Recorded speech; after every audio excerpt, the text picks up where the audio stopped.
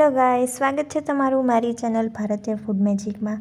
આજે હું તમારા સાથે શેર કરવાની છું કોલકાતા સ્ટાઇલ પૂચકાની રેસિપી। અને આ પૂચકા છે ટેસ્ટમાં ખૂબ જ ટેસ્ટી લાગે છે અને પાણીપુરી તો બધાએ ખાધી જ હોય છે, પણ આ પૂચકાનો ટેસ્ટ એકદમ ગજબ હોય છે અને એનો મસાલો અને પાણી છે એકદમ ચટાકેદાર બને છે એનો મેઇન હીરો આપણે એનો એક મસાલો તૈયાર કરવાનો છે, એનાથી તેનું પાણી અને મસાલો ખૂબ જ ટેસ્ટી અને ચટાકેદાર બનશે। તો એની પ્રોસેસ જોઈ લઈએ। સૌથી પહેલાં આપણે 1 ટેબલસ્પૂન જેટલા ધાણા અને 1 ટેબલસ્પૂન જીરું લેવાનું છે। 2 લાલ મરચાં લેશું સૂકા, અને મેં થોડા તીખા લીધા છે।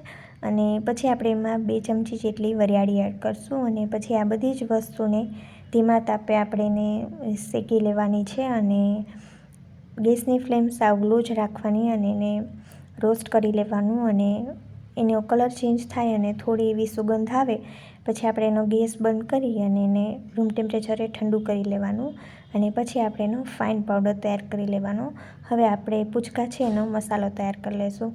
એના માટે મેં 3 બાફેલા બટેકા લીધા છે અને એમાં 1/4 કપ જેટલા બાફેલા ચણા એડ કરશું। એમાં સ્વાદ મુજબ મીઠું એડ કરવાનું છે અને પછી આપણે જે મસાલો બનાવ્યો હતો એ ઉમેરશું 1 ટીસ્પૂન જેટલો। આપણે આમાં સૂકું મરચું ઉમેર્યું છે એટલે લાલ મરચું પાવડર ઉમેરવાની જરૂર નથી। પછી આપણે એમાં શેકેલા જીરાનો પાવડર, સમારેલી કોથમરી અને 1 ટેબલસ્પૂન જેટલો આંબલીનો પલ્પ ઉમેરશું અને હાફ જેટલું લીંબુ છે એને નીચોવીને એડ કરી દઈશું અને પછી આ બધી જ વસ્તુને મિક્સ કરી લેવાની છે। અને આંબલીનો પલ્પ છે મેં આંબલીને ગરમ પાણીમાં પલાળી દીધી હતી અને એના ઠળિયાનો ભાગ હોય એને રિમૂવ કરી દીધો હતો। એ રીતે મેં આંબલીનો પલ્પ તૈયાર કરી લીધો હતો। તો આપણો મસાલો છે એ રેડી છે। હવે આપણે પાણી બનાવશું।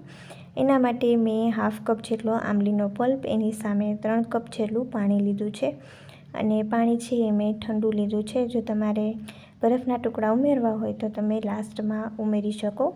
અને આ પાણી છે એ થોડું ટેંગી છે એટલે મેં 3 કપ જેટલું ઉમેરેલું છે પાણી, પણ તમને ઓછું પસંદ હોય તો તમે 4 કપ ઉમેરજો। અને હવે આપણે એમાં કોથમરી, મરચાં અને ફુદીનો છે એની ચટણી ઉમેરશું અને આપણે જે મસાલો બનાવ્યો હતો એ 1 ટીસ્પૂન જેટલો ઉમેરશું અને એમાં સ્વાદ મુજબ મીઠું ઉમેરવાનું છે, ચાટ મસાલો અને પાણીપુરીનો મસાલો ઉમેરશું અને હાફ જેટલું લીંબુ છે એ નીચોવીને એડ કરી દઈશું અને 2 લેમન સ્લાઇસ છે એ એડ કરી દઈશું અને સમારેલી કોથમરી એડ કરવાની છે અને પછી આ બધી જ વસ્તુને આપણે મિક્સ કરી લઈશું।